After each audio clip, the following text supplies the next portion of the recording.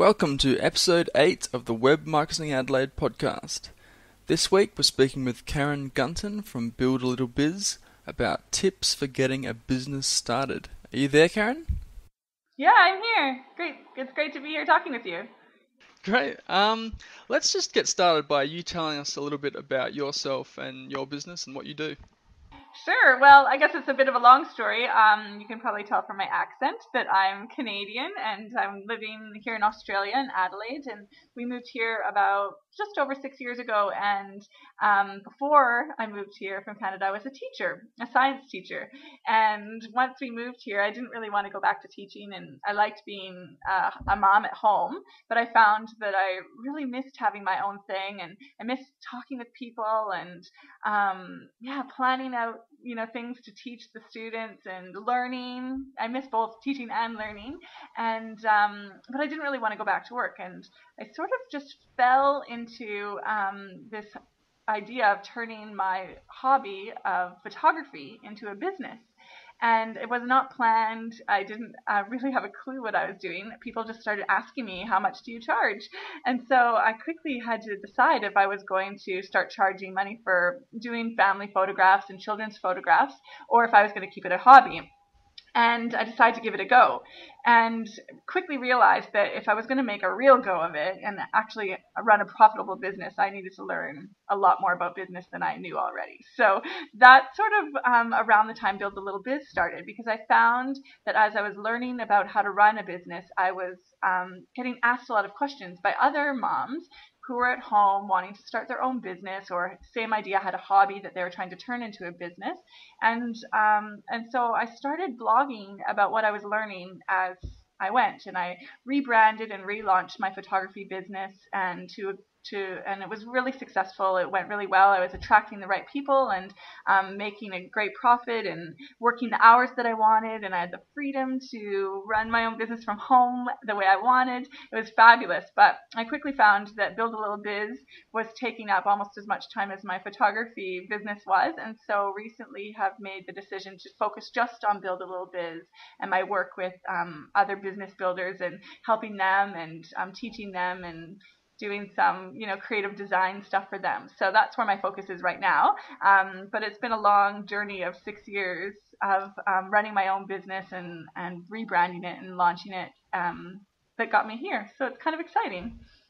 Great. And I can certainly say to the listeners to go check out your website. And there's lots of great articles up there. You're blogging regularly, and you also have other contributors to the blog as well. That's correct. Yeah, I quickly discovered that while I was great at teaching some concepts, because I could really, put things into a way that resonated with people and made it click for people, there's still a lot that I did not have the expertise to answer questions on. And so what I've done is I've got about 10 regular contributors who write for Build a Little Biz, and they answer questions that come in from readers and fans, as well as my own questions. Sometimes I'll email them and say, oh my gosh, I have a question about PR and I really need you to help with this. And so I'm really lucky because I've got a really great team of people from all around the world actually that are writing for Build a Little Biz and answering questions and helping us all with all those different aspects. There's so much that you can do and that you can learn about in order to grow and build a successful business. So there's a lot out there. So it's kind of, I like the fact that I'm creating a place where everything's kind of in one handy spot, and people know that when they email me a question that somebody will answer it, or if I don't know the answer, I'll find somebody who will. So I've kind of built myself a reputation as being extremely helpful and a pretty good librarian to help people find the resources they need. Great. And if people want to go check out your website, it's buildalittlebiz.com. Is that right? Yeah, that's right. And it's biz, B-I-Z.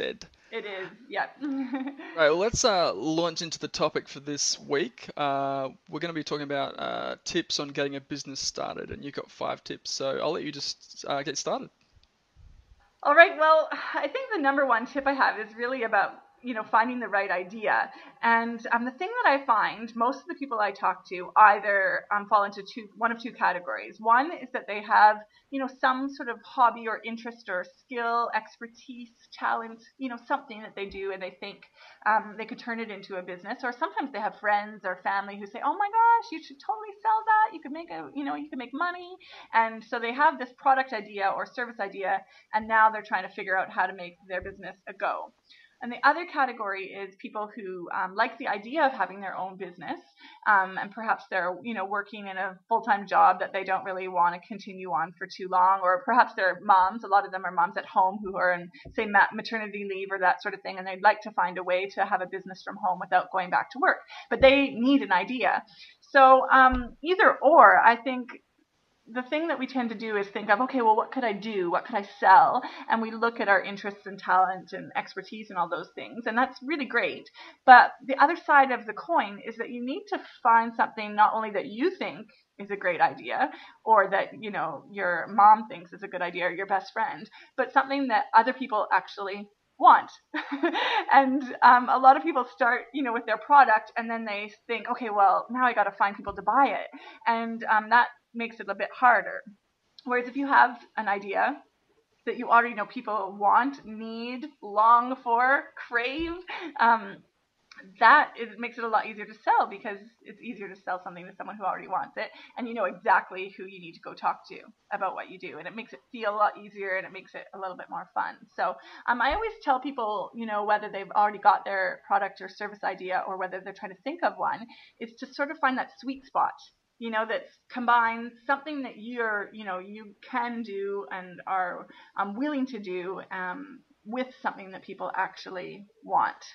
So it's important, to go outside of your circle of close friends who are telling you to go for it, and actually, see what that sweet spot is.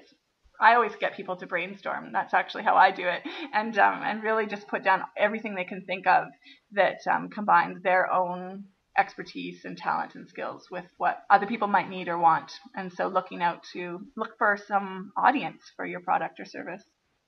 Great. I think that's really great advice, because I think that's certainly something that people often seem to miss, at least the people I sort of talk to, is that their idea needs to actually have an audience before it's going to be viable. And I've heard it described as trying to find your starving crowd. Yeah, that's a really good way of putting it. And the thing I think is, people think, okay, well, I can make this thing, and anybody will buy it. Like, it's great. My thing is great. My service is great. My product is great. Anybody could buy it. Any mom or any dad or any grandparent, and they sort of have this broad idea of who would be interested in it. But that makes it hard as well, because they think that they have a specific audience, but it's not really. Like, it's really hard to attract the right person to come and buy your thing if you're not really attracting anybody at all, because you're so busy trying to please everybody. So yeah, I think it's a bit tricky for people to really hone in on who the people are that will actually need what they want and desire what they want. And I don't know, there's a lot of ways I think you can go about it. You can look at what are some gaps in the marketplace. You can look at what other people are doing and see if you can do it in a new, innovative way. Or you can look at people who, are kind of being ignored, the other part of the pie, as they say, that nobody is really targeting. You can look at and see what problems people have around you that need solving, and see what sorts of skills and expertise you can contribute to solving that problem. But I think if you have a really clear idea of how you can actually help one single other person in a really specific way, then that's a pretty good starting point.